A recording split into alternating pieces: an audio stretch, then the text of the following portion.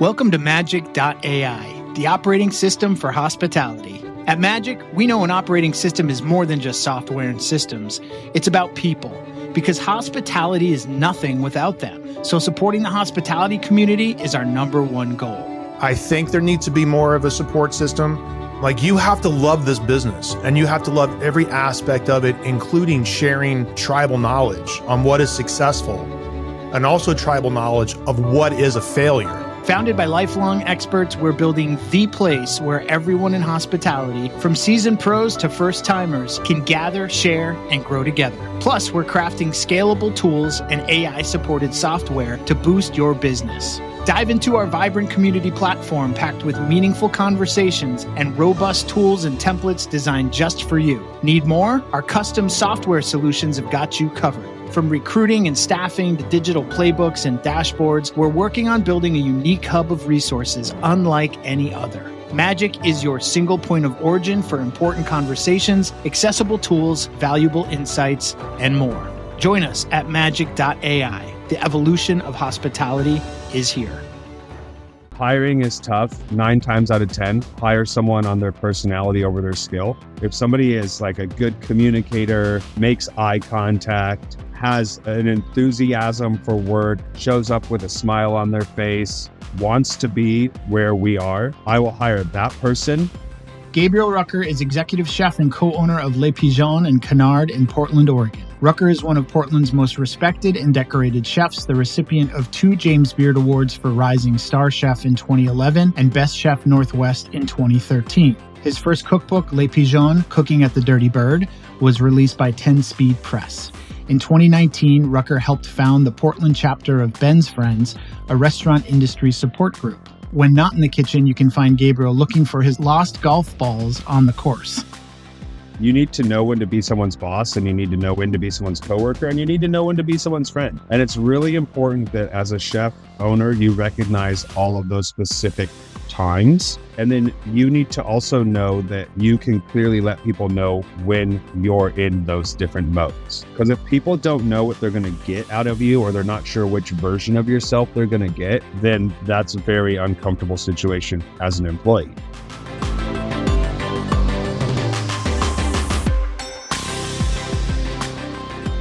I wasn't 25 years old and said, I want to open a restaurant. I'm going to put together a business plan. I'm going to fund. I'm going to, that didn't happen. I was 24 years old and I had my first and only sous chef job ever was at a place called the Gotham Tavern in Portland, which was a Naomi Pomeroy's restaurant. And we can acknowledge her tragic passing this year, which shook all of us to our core, and we're still kind of seems surreal. But Naomi and Tommy Habits, they were co-chefs, and Naomi was a hard ass. So it was pretty fun working for her for that year. But that lasted a year, and then it just kind of blew up in this real loud and all of a sudden way. It was like a landmine going off in Portland in the restaurant scene. It was like one minute it was there, and then the next minute, just wasn't. And so there was quite a bit of talented people in that building. And one day, happened to be on my birthday that they decided to close the restaurant. And I was DJing on the DJ night that they were doing DJ nights to try and help save it. And so I probably wasn't the DJ to help save the restaurant, but so I'm DJing and it comes on my birthday, right? And it comes out, it's like, hey, this shit's not going to be here tomorrow.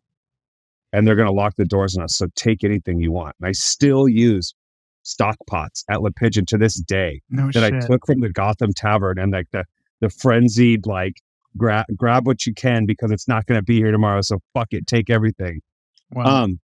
So I found myself out of work at 24 and was didn't know what I was going to do. So I kicked around. I worked at this restaurant called Nostrana, which is a great Italian restaurant in Portland with Kathy Wims, great chef.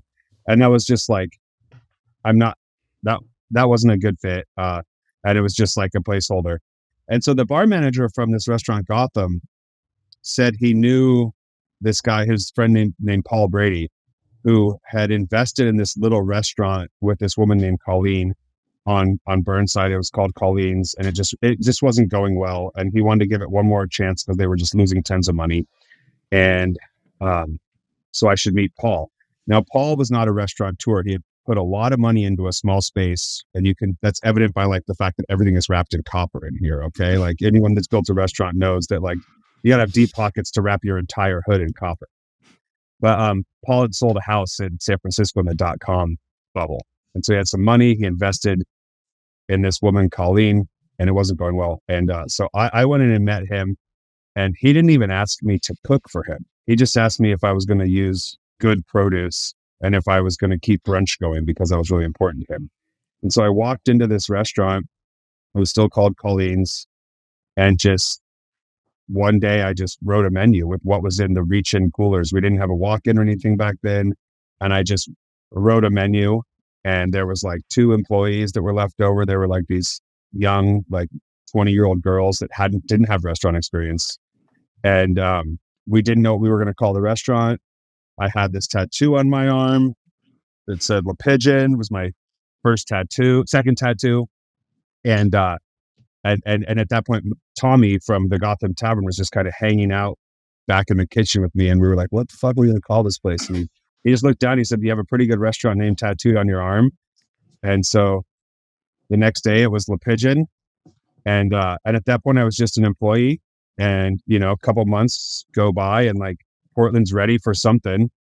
And apparently Le Pigeon is what they were ready for because people started paying attention. They were into it. You know, we were doing, you know, we were young. So we were trying to be like going against the grain, right? We're like, oh yeah, really in love with Fergus Henderson. So we were cooking the weirdest shit we could come up with.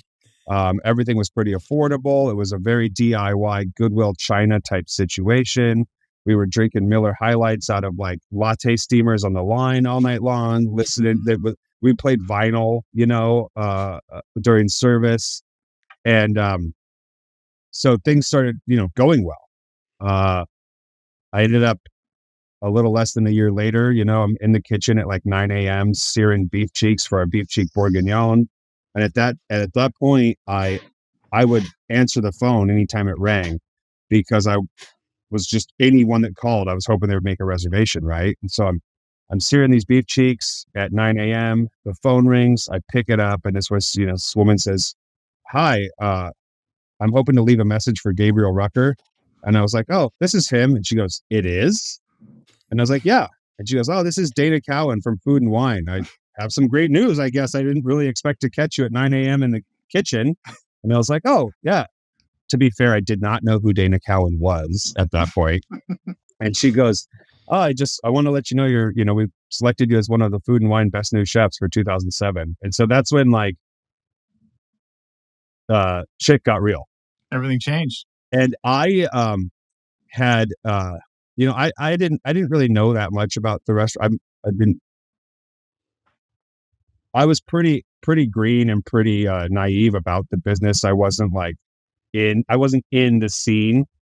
And so like at that point, I barely even knew what the James Beard Awards were. But when I cooked in Santa Cruz before moving to Portland, I had seen a Food and Wine magazine. The one, I don't remember what year, but Grant Atkins was a Best New Chef. And I was like, that was me. I was like, that's what I want one day. That's like the Mount Everest for me. And so to get that call, that was just like, that's when it really kicked off, and it got pretty amazing. So anyways, fast forward, I was able to invest in the restaurant and become an owner. But as far as starting a restaurant, that's kind of really, how lucky is that you get to like kind of build this restaurant, make it successful, and then be like, oh yeah, great. Yeah, I'll buy in. I'll invest in that. I'll invest in myself. You know, the risk was low. So it was kind of a lucky situation. Yeah. So it seems like you learned a lot as you were going through this first year of owning Le Pigeon. Is that Still accurate? I'm in year 18. Well, I just wanted to talk about 18 and a half. Opening Canard. Yeah. Because you opened Canard when Le Pigeon was 10 years old. No, let's see. Canard, I think, is 5 years old. So, but we did later. open a restaurant. But we opened another restaurant, Little Bird. Okay. In 2000. 9 or 10. Okay. And now that restaurant's since closed. We closed it in 2019. We opened it in 2010. Okay. And either 2009 or 2010. I'm bad with dates. But to tell the story right, I do have to say I was not ready to be the chef owner of 2 restaurants when we opened Little Bird. Yeah, going now, from one to 2 is hard. It's huge. Yeah. It's similar to like your second kid, right? Like you have one child and you're like, this is really hard. But I think we kind of got it. We, they're alive. They're fed, kind of. Their teeth are somewhat brushed. Yeah. Like, and then you throw the second one in and you're like, oh, how am I going to keep this one alive while this one's trying to grab the steak knife off the table? And that's what opening Little Bird was. It was part because I had a sous chef in opening Le Pigeon named Eric Van Clay, who he's still a great chef in Portland.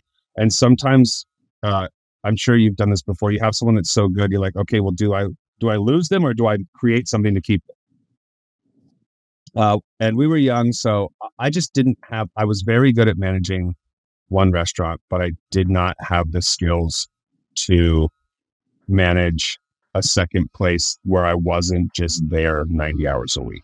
Yeah. And I was still fairly immature and I was still drinking completely alcoholically. And I throw in that I had just started to have a family at that time. So I had a brand new baby who was born in 2011. That was my first child. And the fact that, I think that Little Bird was open for 9 years. And in the restaurant world, I think that a 9-year run is actually a successful restaurant. I totally always remind my partner, Andy, of that when he talks about it closing. I said, well, if our biggest failure was a successful restaurant for 9 years, then we're doing okay. Our record's still okay. Yeah. But we opened Canard when Little Bird was still open. So we had 3 restaurants. So you went from 2 to 3. We went from 2 to 3. And Little Bird was struggling. Downtown Portland's a little bit tough. The location was tough. And we got to a point, Canard was going very well. Canard is right next door to Le Pigeon. So that makes things a little bit easier, right? Mm-hmm. And we got to a point where I looked at Andy and I said, if the restaurant that is taking up the most of our time is giving us the most of our time and stress and mental anguish, is giving us the least in return, and the light at the end of the tunnel is the furthest away, maybe it's time that we consolidate. It was the lowest contributor to the portfolio. I mean, it was for a long time, but yes, at that point it was struggling. I'll be honest, it was struggling. Yeah. It was, Yeah. And with Canard doing well and being right next door to Le Pigeon, it's easier to share resources, right? Share. Yeah. I mean, cooks, just share to drive to work and go to be in one place. I can put out fires at 2 restaurants being in the same place. Yeah. I mean, that is such an amazingly valuable thing. Now we ended up doing the same thing we did with Eric and opening Little Bird with Taylor, who was my opening chef at Canard. I actually hired him to be a prep cook at Le Pigeon. He brought to his interview, he brought his newborn son in a stroller. And as a father, I had a lot of respect for dad. That was on purpose. That was a play. Trying to work in the kitchen. He's working the heartstrings. His brother had worked for us in the front of house as an amazing person, and he had a newborn baby, and he just wanted to, pick up some hours prepping. He's now my business partner, but he's still in my phone as Taylor Prep, because once you go in my phone as a certain name, it doesn't get changed. But he was and he showed a lot of promise. He's just an amazing restaurant mind. So he was the opening chef de cuisine at Canard, and we wanted to grow. And so we ended up opening Canard in Oregon City, which is about 30 minutes south of Portland. And he's now our partner in that Canard with the Canard brand. And that restaurant works very well because he is an amazing restaurant mind. And is the operator down there, and that's wonderful to have. I love that. And you kind of, I think you talk about bringing your team along with you, and obviously having them help you grow and investing in them, right? And like you've always, for me, and I feel like we share a lot of the same ethos around things, and I've always kind of felt that way, but I've watched you and I've always felt that you've embodied kind of what I consider to be, the pinnacle of like the independent chef owner operator, right? And you've kept it small. Like your restaurants are small ish, right? In the scope of things. Yeah. And I have a friend in Providence, Rhode Island named Bo Vestal, who I think he owns New Rivers. And he's got this great saying that I'll never forget, which is, because we used to talk together about wanting to grow and do more stuff and widen our footprint and expanding. And he like just didn't really have interest in that. And he would say, keep it small and keep it all. And I just love that mentality kind of as it relates to just control and systems and being in command of the outcomes, and you've undoubtedly had the chance to probably go bigger and do more and expand. And yet it feels like you're driven by that kind of independent spirit that really believes that like small is secure, or at least that like it allows you to get a great amount of focus on what you're doing. Can you talk a little bit about kind of the restaurant group size and how it's influenced kind of your outlook on growth? 100%. Now, I won't tell you that we're not going to grow. Yeah, of course. Because we're currently looking at stuff. But I'd say that like, I don't spend a lot of time in my head, like, oh, did I make the right choice? Did I not make the right choice? What should I do? I'm pretty like, shoot from the hip, gut instinct. And then I don't look back. But when it comes to one area that I really, really like to be careful is growth. And, I really, really think about the choice of what does doing another project do to the projects that we already have. I'm an incredibly hands-on chef. When we got this going, I worked service last night. I closed the restaurant down. I was the last one. I locked the door. I was here at 8 a.m. making tropical salsa for the staff meal. I have a prep list that's this long today. Now it's not every day because some days are easier, but like, I also like that. Like I'm 43 years old and I'm not ready to, there'll be plenty of time for me to be kind of too old to do that. But like, I don't do it because I have to. Like, I love cooking in restaurants. I love cooking food. I love touching food. I love being shoulder to shoulder with people. And I love serving the guests, knowing all the employees' names, knowing, how their dogs are at home or their kids or what their partner's doing. Like that's the stuff that really brings me joy out of this business, is the operating with the employees.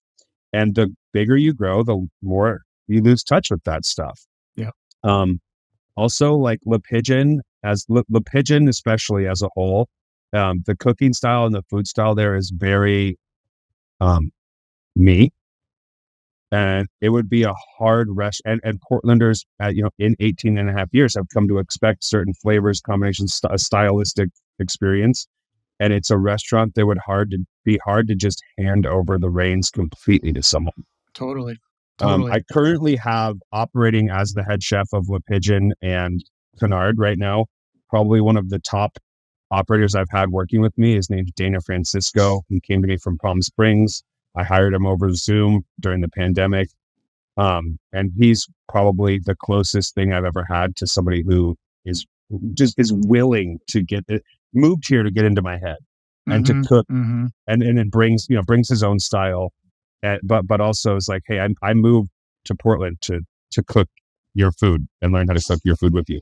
And he's just an amazing operator. So the idea of growing when you have that rock solid piece is more realistic and sounds a little bit better. Yeah.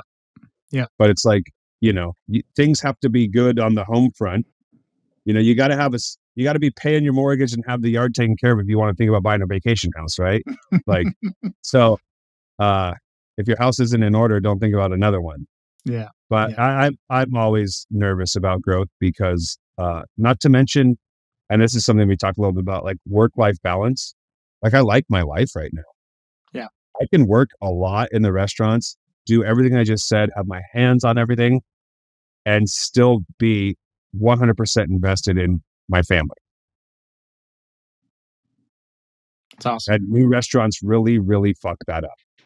They sure do, at least for a period In of the time. short term. In the short term. Yep. Right. Yep. Yeah. Like you said, like adding another child to your family. Yeah. For the short term, things get harder. And then, well, but if I should do it, yeah. if you do it right, you know for a fact that it's just going to be like 150% turn and burn to get it going. It takes all of you and more. And then it's just a bunch of small little paper cuts of pain throughout your entire life after that. Right. So you started, it is. Yeah. You started talking about mentorship a little bit and leadership and bringing people along and opening new places and Dana who moved to Portland to work with you. And can you dig in a little bit and provide some insight on your approach to recruiting and development and retention? Because it feels like such an important topic, especially when talking about, I mean, for any restaurant, a single restaurant or someone who owns multiples, I feel like it just, the importance escalates. Yeah. I mean, we're lucky we actually have pretty low turnover in the restaurants. I think, okay, when it comes to recruiting, that's tough because you never really know what you're going to get from someone. So hiring is tough. I will 9 times out of 10 hire someone on their personality over their skill. I have a credo that I can teach you to cook, but I can't teach you to not be an asshole. Mm-hmm. And so if somebody is like a good communicator, makes eye contact, has an enthusiasm for work, shows up with a smile on their face, wants to be where we are, I will hire that person. If their shallot brunoise is a little bit off, or maybe their technique is a little bit off, or even if they're, I prefer if you work clean, but even if you work a little bit messy, those are all coachable things. Yeah. Yeah. Personality is the thing that's the hardest to coach. Mm-hmm. And as a chef, and it can make or break a professional kitchen. Yeah. There's plenty of people that are just amazing cooks who have a personality that sucks. Mm-hmm. But it can become infectious, right? Like, 100%. Yeah. Yeah. You're right. Like one bad apple. But I mean, and you guys as operators can probably relate to this. Like when you have like a culture issue or a personality issue or somebody who's, I mean, we kind of are chefs and psychologists and therapists at the same time. The amount of time and mental energy that goes into all of the like chef therapist versus the chef oh my God.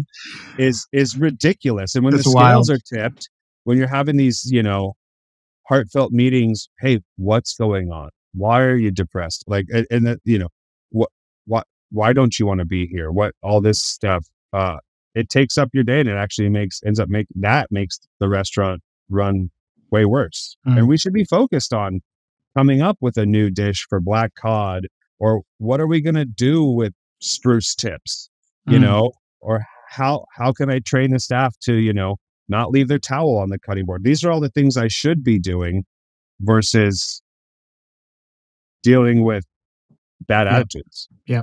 I want to go back, Carolyn, to your question just about, I talked about like recruiting and hiring, but like, about what keeps people what sticking keeps, around. I mean, why do you have such a low turnover rate? I think what are you doing right? I think nurturing people. And I try to really make myself accessible. I think we've all worked in kitchens for people that are prickly or that you don't feel like you can approach. Yeah, you feel like a number. Yeah, I mean, and I just really want to I like to connect with people. And it is a fine line. You need to know when to be someone's boss, and you need to know when to be someone's coworker, and you need to know when to be someone's friend. And it's really important that as a chef owner, you recognize all of those specific times, and that and then you need to also know that you can clearly let people know when you're in those different modes. Because if people don't know what they're going to get out of you, or they're not sure which version of yourself they're going to get, then that's a very uncomfortable situation as an employee. This might be a silly question, but how do you let your employees know what role you're in at that moment? Well, I don't know if that's like a premeditated thing that I do. I'll answer this with kind of where I was going to go, is that I think the number one killer in a restaurant is people not knowing what's going on. And if you're a hectic operator and you don't have a clear guidelines of what expectations are, Totally. then people feel kind of lost and they don't understand what is expected of me on a daily basis. And if you don't know what's expected of you, and then maybe you get chewed out for something, you're like, well, I didn't even know that was the expectation. So, so much of it is about communication, right? Communication, letting people know what's expected of them. And then when they need it, giving them feedback. I have a credo that I want to tell someone that they're doing something right twice as much as telling them they're doing something wrong. Yeah. And if you're making that hard for me to do, then we need to look at if it's working out. Because I am like a glass half full guy who loves nothing more than to see someone doing a good job and let them know they're doing a good job. I'm not that like, well, you shouldn't need to be told you're doing a good job. You should just do a good job, and I'll tell you when you're fucking up. And the consistency is important too, right? Like I remember we would have manager meetings once a week with our full team, our GM, our AGMs, me, the bar manager, and there'd be weeks Love where those it's like, meetings. There'd be weeks when there wasn't a lot to talk about, and people would kind of be like, hey, do we still need to meet today? I'm like, fuck yeah, we need to meet today, because it's not so much about the information that's going to get delivered at those things. It's about setting the precedent and having the cadence and making sure that we're getting time together, because you know what? You might be sitting there with nothing to talk about, and then all of a sudden you're like, oh shit, actually, I got to mention, you guys, this person came to me and, they wanted to talk about this, and, so you have to create those organic spaces for those conversations, because if you don't, then you're just constantly you've got the list of 1,000 bullets in your notebook that you never get to, Well, those meetings are incredibly important as far as ownership is concerned. And I will, be honest, sometimes I'm like pulling my eyes out because I have to go to two back-to-back meetings on a Thursday when I have a million things to do. But because it's as far as the consistency and the expectation, right? People need to know what the goal line is. And it needs to be a consistent goal line from the chefs, the sous chef, the GM, the barman, all of the people in management. The goal line needs to be the same coming from all of those people in your company. And that is such a huge thing. Yep. And then I'll just, as far as one of my philosophies, as far as keeping people around, also, I told you guys, or you brought up, I started this restaurant when I was 25. I didn't start cooking until I was 18. So I didn't go travel all over and do all this stuff. So I kind of was been learning on the job.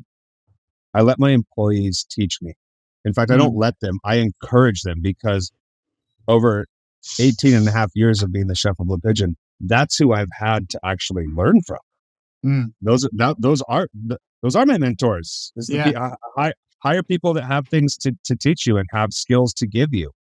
But also you have to have the ego that, hey, I just hired you. You're a line cook, and I don't know everything. So if I see you doing something cool in a new way, or if you have something to say, bring it to the table, because at the end of the day, that's what's going to collectively make the restaurant take steps forward. Yeah. And then if people feel like their voices are being heard or their skills are being appreciated, they're more likely to stay. Or if they feel like it's a more collaborative or nurturing environment, it's a place they want to stay and spend time. 100%. I'll give you a quick example of not like this wasn't like a premeditated thought of this, but this just organically happened. Last Friday, I was working on like 3 dishes at the same time for different restaurants. And there's an employee that we have who's just doing a fantastic job. Just great attitude, fantastic job. It was his prep shift at La Pigeon. All of the line cooks work 3 shifts on the line, 1 shift prep, so that they get their hands on everything, and then they have 3 days off. That's what helps with mental health and good work-life balance. And so it's his prep shift. It was Friday.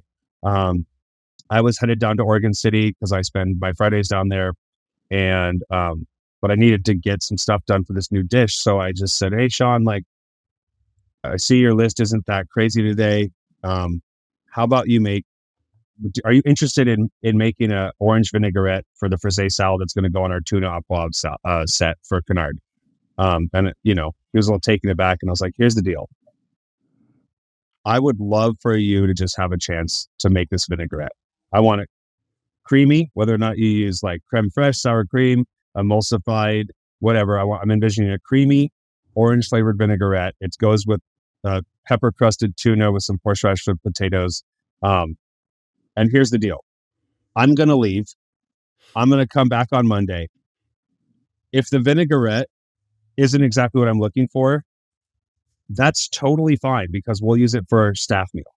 If it's awesome, that's also totally fine. But this is a super low stress, low impact thing for you. I just want your brain to kind of work thinking about prepping the food that we have to get done, but also having to think about creating the food, because as you move up, that's what's going to be expected of you. And I want you to have fun doing it. Mm-hmm. And there's no pressure. I mean, I know you're going to feel a little bit of pressure because you want it to be awesome, but like it's either way, it's a net win because we have a staff vinaigrette if it's not what I want exactly for the dish. And I'm not going to give you like, make it like this, make it like this, just make what's in your head of a creamy orange vinaigrette. And I got out of work. I was in the middle of coaching my 7-year-old's baseball team. And I got a text from Sean that said, "Chef, I made the vinaigrette, had a couple people try it. They all liked it. I hope it's what you like. Here's the recipe." Yeah. Which is formatted the way it should be. Yeah. Which is like, oh, wow. Okay. And then it said, "Thank you very much. I had a ton of fun thinking all day about how I was going to make this recipe and then making it before I left for work. I hope you like it." And I got into work yesterday and I tasted it and I was like, that's spot on. I didn't have to do it. He felt a huge sense of accomplishment and contribution.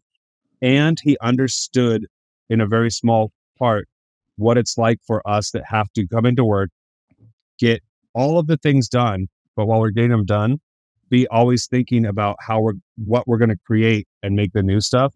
And so he got a glimpse into what it's like as you move up in the restaurant world. I love it. And that was like, yeah. Then I worked the line next to him last night, and just got to have some wonderful coaching moments with him, and he was super proud of what he made. Yep. And I was super proud for him too. I love it. That's awesome. And it starts with a vinaigrette, right?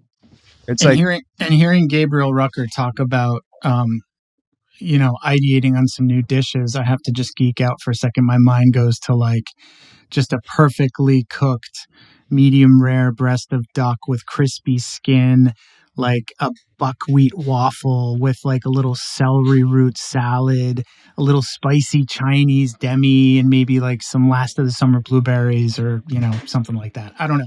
That's just where I go when I think about you. But sure, that sounds great. Yeah.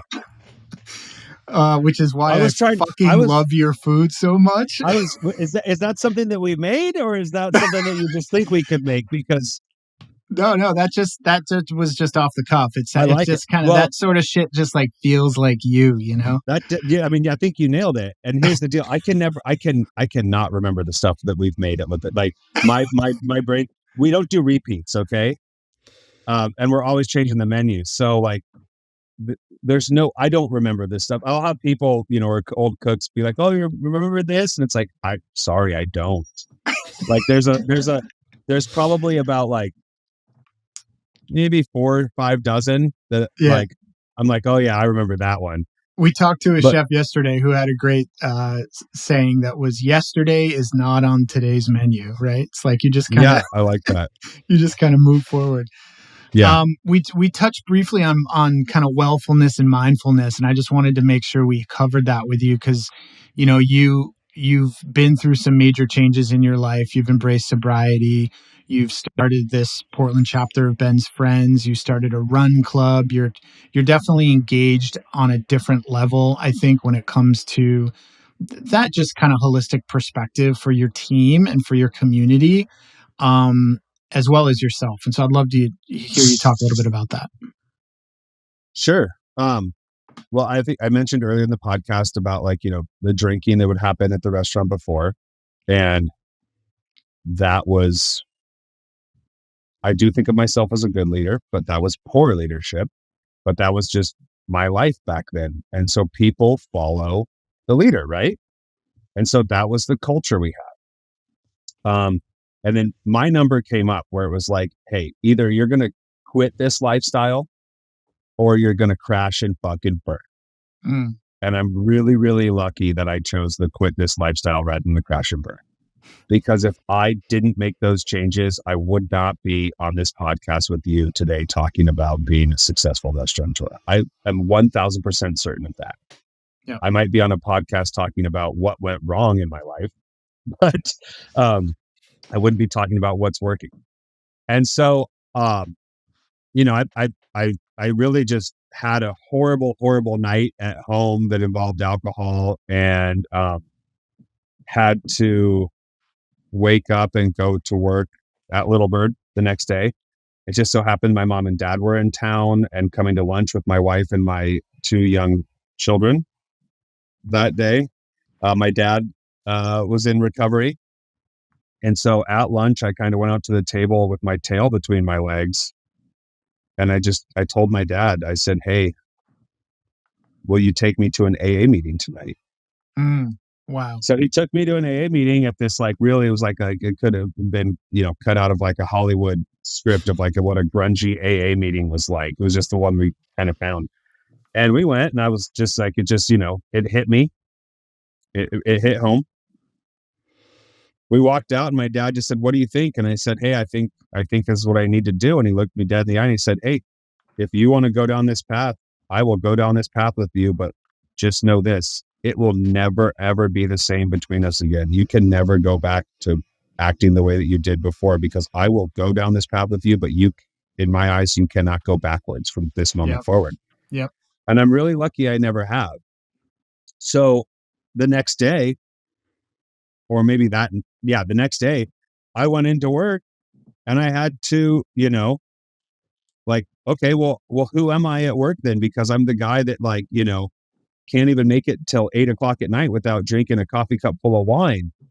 And it's almost like, how when there's someone that's always drinking wine and they're like, oh no, I'm not a woman, right? And I'm like, I'm not drinking wine. You're gonna be like, well, are you pregnant? What's going on? Something's off, And so it was like, well, why isn't Gabe drinking? Are you sick? Are you okay? And I didn't want to just be like the guy who goes to one AA meeting. It's just like, oh, I'm sober now. Everyone's got it, So I had to tiptoe around the fact that I was making that change because of what I didn't want to just make this big announcement. So I gave it a little while. Then it was like, I'm doing this, but also I couldn't just expect, I couldn't just snap my fingers and say, hey, the way we've been operating for the last 8 years and doing now, nobody, everyone has to change along with. So over time, the way that people their habits and the culture of drinking and the attitude at work, over time with me being sober and making changes, the culture also changed. We now have so many people in my employ that I wouldn't even say are sober. There's a lot of people that just choose not to drink. I think there's a difference between when you say you're sober, it implies that you had a drinking problem. Yes. But there's a lot of people that just flat out choose not to drink. Yeah.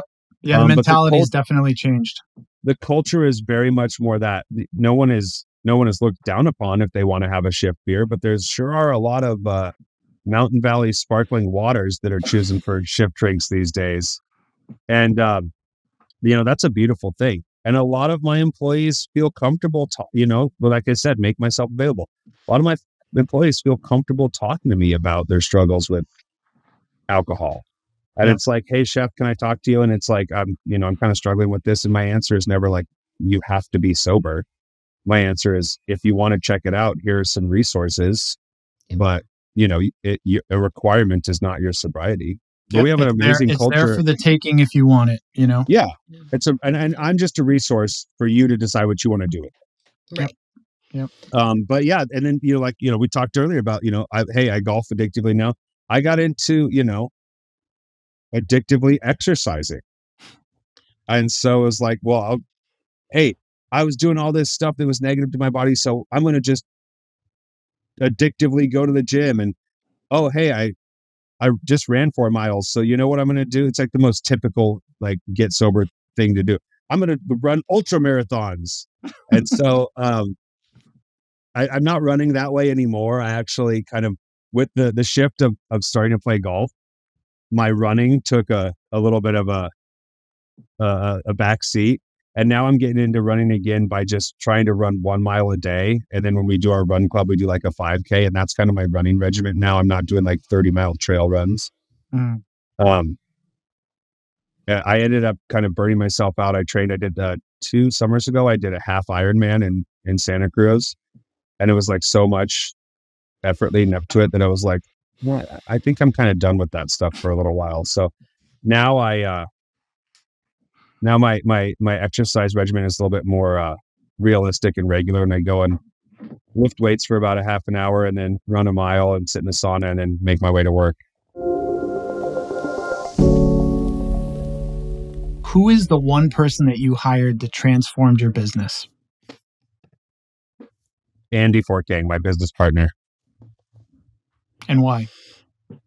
Well, I mean, this is good. We were very funky, very DIY, very unorganized. And we needed a manager, so we put a Craigslist ad out. Andy had been in That's a New DIY. Yorker. That's DIY for sure. Yeah. Andy had been in Oregon. He's a New Yorker. He was a wine director at Craft, and he had eaten at Le Pigeon. He was in town for Casino Camp, and had told his wife, this is the kind of restaurant I'd actually like to work at. Got back to New York, looked at job opportunities in Portland at his desk at Craft, saw the Craigslist ad for Le Pigeon, called me, we chatted.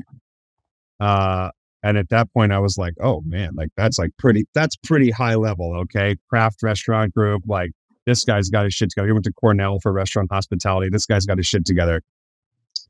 Hired him over the phone. He told me this, and this is right when that Food and Wine had just come out. So he told me, hey, I do have one advantage. You don't know what I look like, but I know what you look like because I'm looking at your face on the cover of Food and Wine right now. And I hired him, over the phone. And his first day of work, he just didn't know what this guy, looked like or anything. He just walked through the front door and worked service with us that night. There was a leak up on this little loft where our water heater was, and he was trying to be really proactive. So he got a ladder out, went, looked at it. The guy, Paul Brady, who had owned the restaurant and hired me, had fixed the leak by creating a trough system of tinfoil to funnel all the water. So it fell, and he was just like, holy shit, what did I get myself into? But 17 years later and 4 restaurants later, he's still there. He's still there fixing the leaks. Yeah. So definitely Andy. He's my he's my work husband, and we communicate very well, and we respect the hell out of each other. Awesome. What's the most successful marketing decision you made for your business? It's not a decision that I made for the business, but Le Pigeon is an open kitchen. And I love to talk to the guests when they eat and dine in the restaurant. And when you're in Le Pigeon, even if you're sitting at a table, you still feel like you're eating in my kitchen at home. And so being accessible and being available to the Portland community and the diners. And then I'll dovetail that into, this is a little bit later, but in the pandemic, when we were closed, my wife and I decided to do a YouTube, or it was an Instagram live channel. It's called Cooking with the Ruckers. I remember that. And 3 times a week, we got on there and she filmed it, and I would make a dish. My son, Freddie, would be at the counter right next to me, making some sort of concoction usually with sprinkles and whatever. And it was about an hour long, and it was just on YouTube Live, and people would ask questions and Anna would answer them. And that really, really kept the community engaged in us. People rooted for us. And to this day, I have people that I don't know come up to me and be like, hey, those videos really, really helped my family get through the pandemic. And I've actually been out with my son, Freddie, who's now 7, but he was probably, 2 or 3 at the time, and had someone come up to me and say, hey, oh man, my wife is such a big fan. Do you mind if we get a picture? And I'll be like, oh yeah, no problem. And they'll be like, actually, can I get a picture with Freddie? And so then I take the camera and I take a picture of some guy with my kid. That's amazing. That's amazing. But that really, really, really kept the community engaged. And at that time, people wanted to root for people that they were invested in, and people were really rooting for us. Yeah. And That's great. That's great. All right. The last one is, what is the one tool that you use every day? And it could be anything. My ceramic steel. Yeah. Because I do not think that people use their steel enough, especially young cooks. I do not think people realize how much and how often they should be honing their knife to keep it sharp. And my station set up anywhere I'm working in the kitchen, I have, I keep all my kitchen tools in the actual toolbox, which is a California thing because no one in Oregon does it. But in California, everyone had their kitchen tools in toolboxes. But I have a folded towel in front of my cutting board, and it just has my ceramic steel and my knife on it. And then the other one, I guess, would be my pocket knife. If I don't have a pocket knife in my pocket, it's literally the same feeling these days of if I left my phone at home. I'm the same way. I carry a knife with me everywhere I go. Yeah, it's everything.